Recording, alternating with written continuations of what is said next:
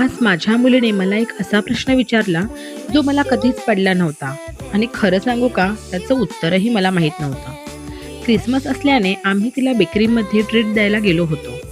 तेव्हा येताना मी तिला सहज म्हटलं, तुला माहिती आहे का मराठीमध्ये क्रिसमसला नाताळ म्हणतात. तेव्हा तिने विचारलं, मम्मा नाताळ म्हणजे काय? आणि मला तर याचं उत्तर माहीतच नव्हतं. मग मी लगेच गुगलवर सर्च केलं आणि तिला सांगितलं, नाताळ म्हणजे बर्थ, जन्म.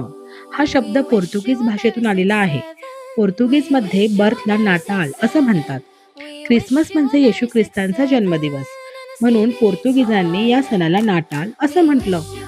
मग पुढे गोवा, कोकण आणि महाराष्ट्राच्या भागात हा शब्द लोकांच्या बोलीत आला आणि हळूहळू मराठीमध्ये स्थिर झाला. म्हणून आजही आपण म्हणतो नाताळचा सण. तुम्हाला हे माहीत होतं का? की माझ्यासारखं आजच पहिल्यांदा कळलं?